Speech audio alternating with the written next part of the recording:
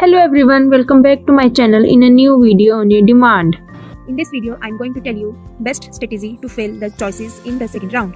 So guys, अगर आप PPMET BSc nursing 2026 की सेकंड राउंड काउंसलिंग में पार्टिसिपेट करने वाले हैं, तो अगर आपको थोड़ा कंफ्यूजन हो रहा है कि चॉइस फिलिंग कैसे करनी है, कौन सा कॉलेज ऊपर रखना है, कौन सा कॉलेज हमें बाद में फिल करना है और मिस्टेक अवॉइड करनी है, then this video is definitely for you.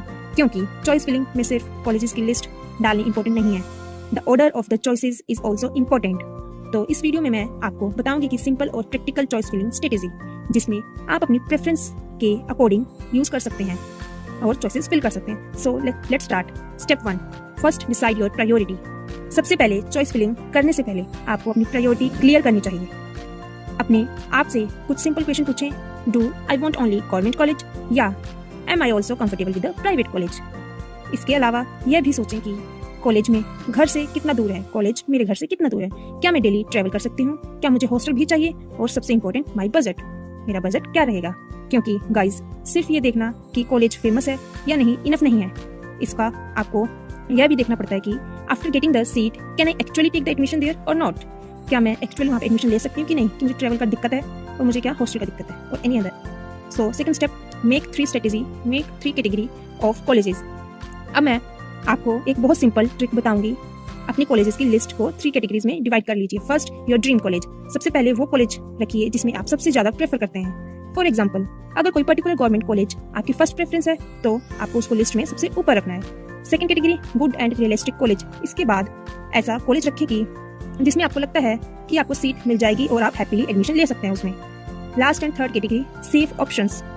और लास्ट में ऐसा कॉलेज रखिए जो आपके लिए एक्सेप्टेबल हो और अगर आपको आने वाले राउंड्स में कोई कॉलेज और अलॉट नहीं हुआ, आप उसमें एडमिशन ले सकते हैं।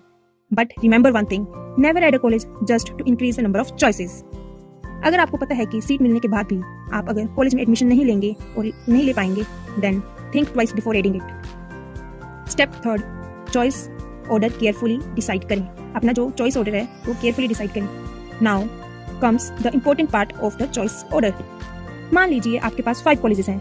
आपकी preference number first government college A, second preference government college B, third preference government college C, fourth preference private college A and fifth and last preference is private college B. तो आपको अपनी actual preference के according इतना order रखना चाहिए। जिस college को आप सबसे ज्यादा प्रेफर करते हैं उसे सबसे ऊपर रखें और जो आप लेस प्रेफर्ड है आपके लिए वो उसको आप सीरियल वाइज रखें। लेकिन गाइज एक इंपॉर्टेंट पॉइंट, इसका मतलब यह नहीं है कि सिर्फ नंबर 1 पर कॉलेज डालने से सीट ग्रांटेड हो जाएगी।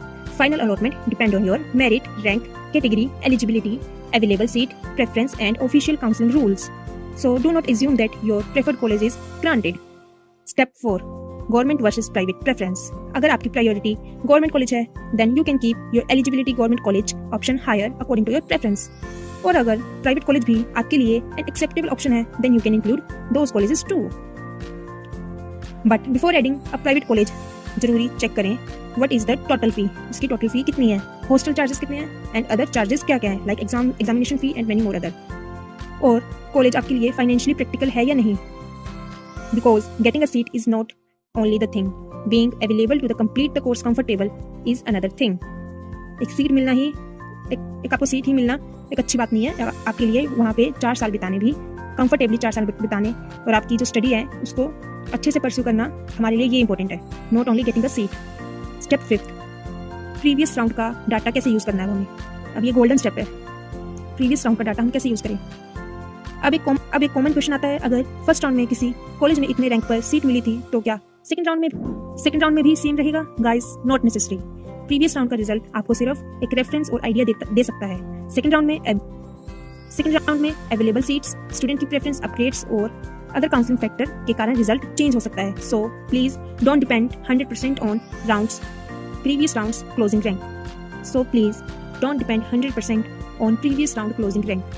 Use it as a reference, not a granted.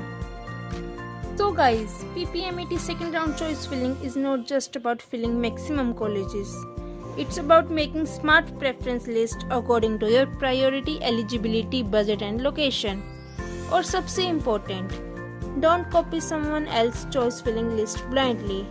जो कॉलेज आपके फ्रेंड के लिए अच्छा हो जरूरी नहीं कि आपके लिए भी अच्छा हो। So make your own preference list और प्रीवियस राउंड के रिजल्ट को सिर्फ रेफरेंस की तरह ही यूज करें, not as a granted. So अगर आपको ये वीडियो हेल्पफुल लगा हो तो don't forget to like share and subscribe my channel Exam Era for more BSc nursing counselling updates और useful guidance. Thank you so much for watching. All the best for your counseling. Thank you. Don't forget to like, share and subscribe.